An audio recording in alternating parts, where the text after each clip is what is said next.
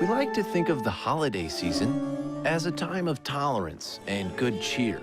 I think of it more as a weekend with relatives where hopefully no one gets killed. Trick or treat. I'm sorry, children. We don't celebrate that vile and racist holiday. It's called Halloween. And I'd advise you to give these children some humping candy.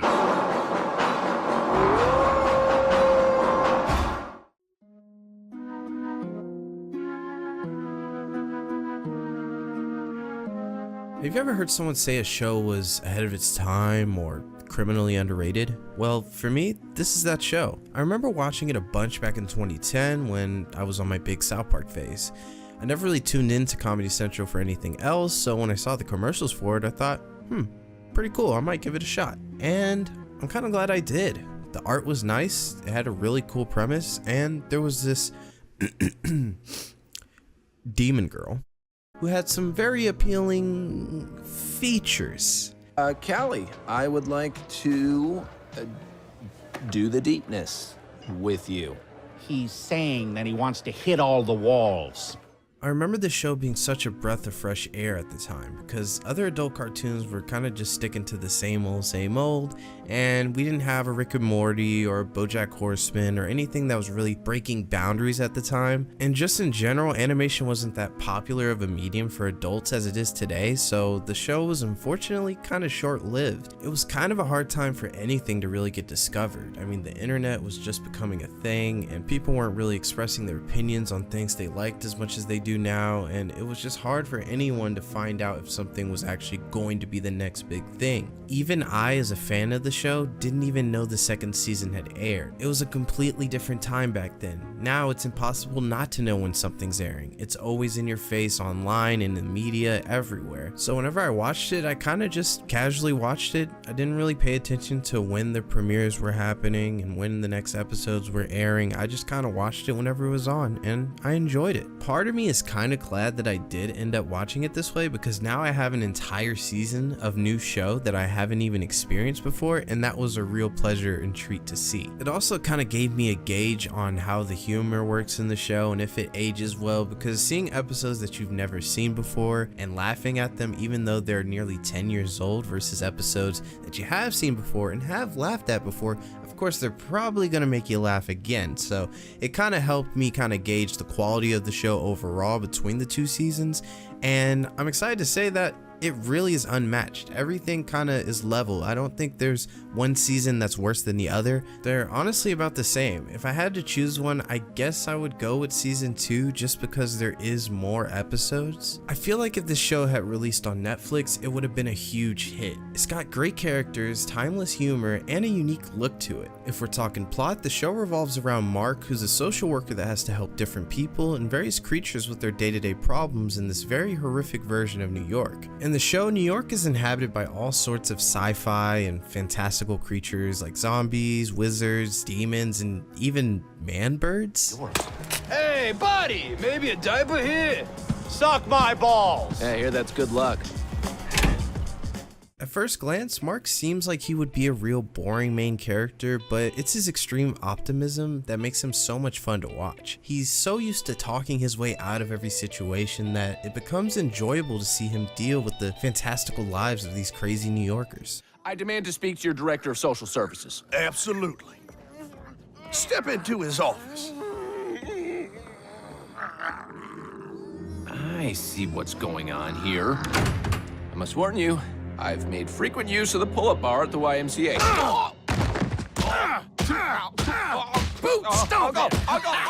Each episode is a bit formulaic, but it works. It never comes across as repetitive or unnecessary, and the only thing I feel doesn't age too well with the show is the overabundance of pop culture referencing. It's not like there is anything wrong with having that in your show, it's just that the majority of the A-plots and episodes are just straight up parodies of things that were popular at the time. You got your Harry Potter, your King Kong, Twilight, and hell, even Justin Bieber. Seeing a parody of these things in 2019 doesn't exactly make for the best jokes, considering we've all heard them before. Luckily, the humor doesn't necessarily rely on them. It's just purely plot-based. It never takes away from the great characters and writing. I don't understand. Why were you trying to sell the baby if you're the real dad? I mean, sure, yeah, I tried to sell a baby, only 'cause I was scared of being a single dad over here. See?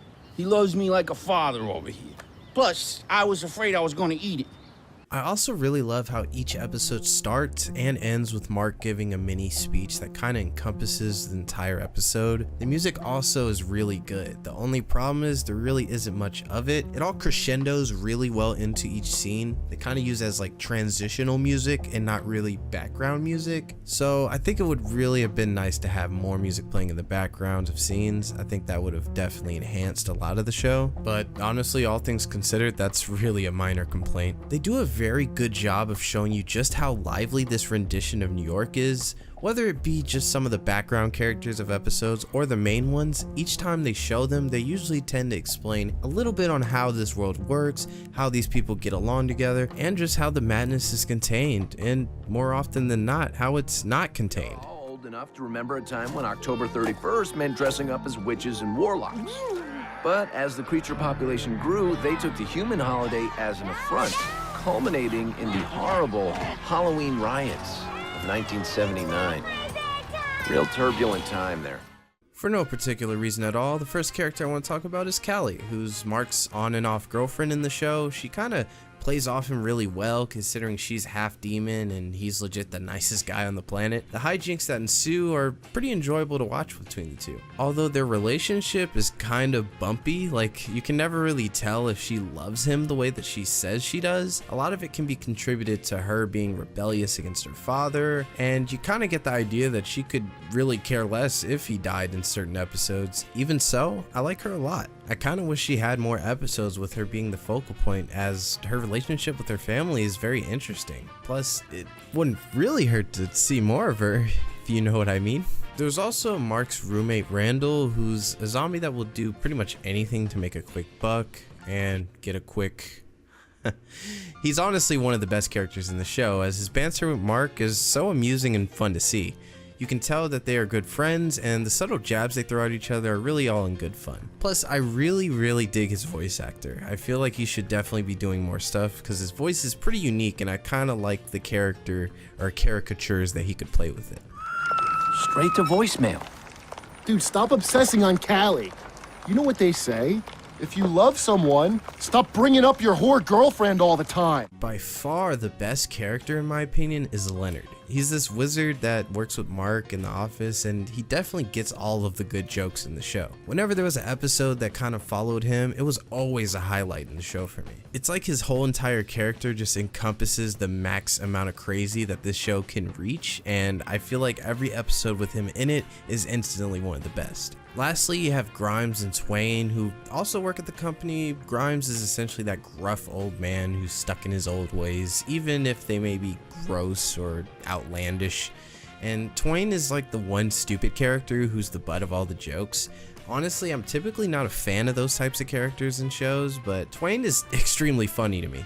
I don't know if it's because he's a mama's boy or if it's just because everyone in the show doesn't take him seriously, but man, does his lines always manage to find a way to catch me off guard. Callie, would you like mustard on your knish? Oh, no thanks. I don't like mustard. Are you kidding me? Everybody likes mustard! Suck that, you polyfill! Too much passion. Yeah, that's exactly it. Too much passion.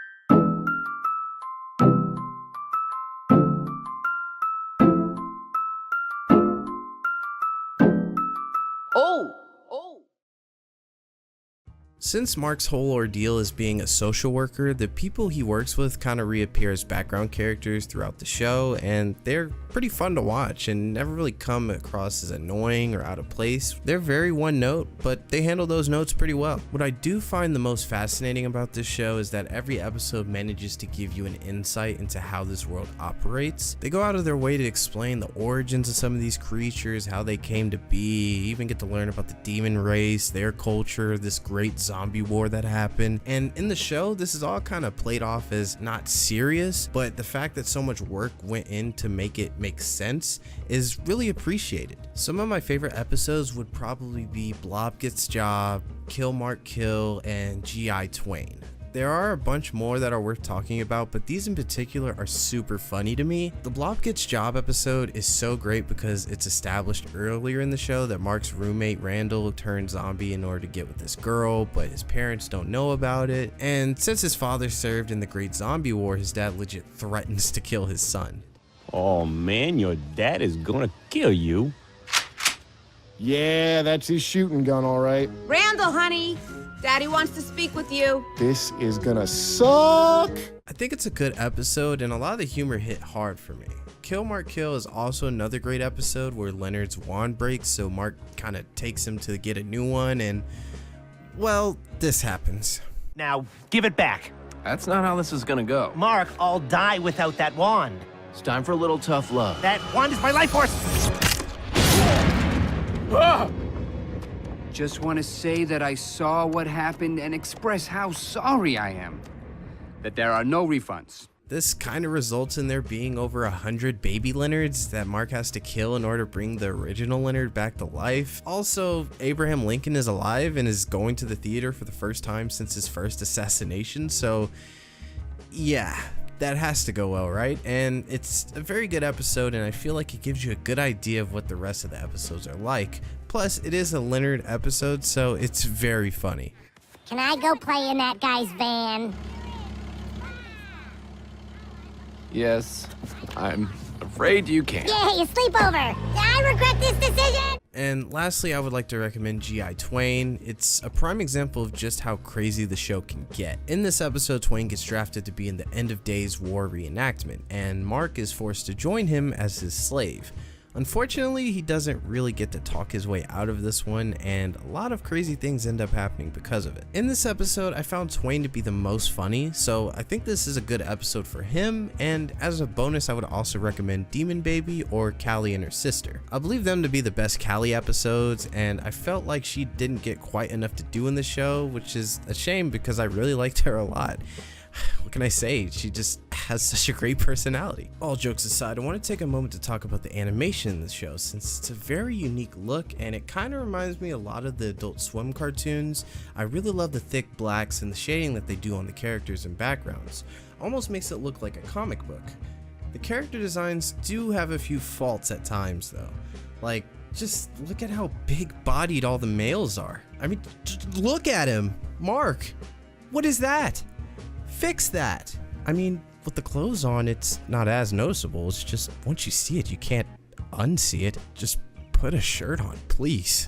Anyway, what's interesting to note is that the comic book look that I was talking about is actually intentional, as the creator Devin Clark and Aaron Augenblick, who was the producer on the show, made sure to have the art be inspired by EC Comics, which are now known for making the Mad comics that I'm sure you're all aware of. In a Reddit AMA, he was asked what inspired him to create the show, and his response was, "The initial inspiration for creating the show was really just to have an excuse to draw as many weird character designs as possible. I would blame that creative need on a lifetime of reading too many comics and watching horror and sci-fi films. I just had to get all those monsters out of my head." I'll have the AMA linked in the description for those who are interested. It's definitely worth checking out, as you can tell that Devin is really passionate about the show he was making, and that despite its cancellation, he remained very humble on the situation. I personally feel like it was just bad timing. We didn't really have the ability to share our thoughts and opinions on quality shows like we do now. It's a shame, but hey, what can you do? Wait, feels like I'm forgetting about something. Oh yeah, does anyone remember that this show actually had a video game? This summer, Comedy Central's moderately successful animated series Ugly Americans makes its gaming debut with Apocalypse-ageddon. Well, as a social worker, I feel that violent video games are probably bad for society. But as a 20-something male, there's nothing I enjoy more than grabbing a controller and shooting heads off bodies for hours at a time. It's a real stress reliever. Yeah, you heard me correct. This show actually had a video game, and I'm not talking about your run-of-the-mill mobile game either. Ugly Americans Apocalypse-ageddon was a twin-stick shooter that released on PlayStation 3 and Xbox 360 in 2011. It does capture the look and feel of the show for the most part. It just seems like they cranked up the colors a little too much, and the show was never really as bright or as vibrant as the game makes it out to be. The game ended up releasing to very bad review scores, so it's safe to say that making the game dealt a huge hit to the overall production of the show. This was definitely not the best decision that Comedy Central could have made. I mean, outsourcing a game is kind of cool and all for South Park and much more established properties, but only going off for one season is kind of just a risk just to take a risk. But believe it or not, it was actually kind of the popular thing to do. Like, we were getting Simpsons games, Family Guy games, Futurama games, hell, even Aqua Teen Hunger Force games, just cause they could.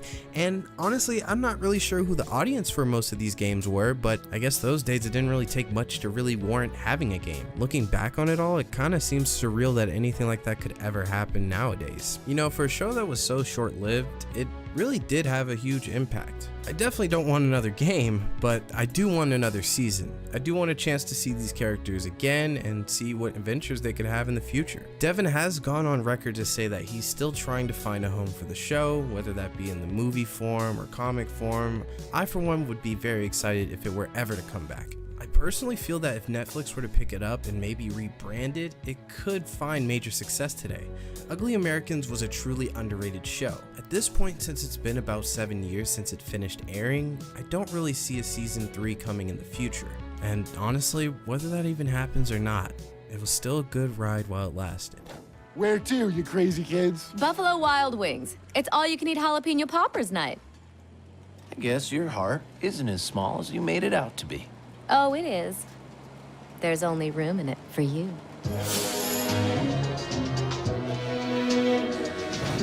Suck my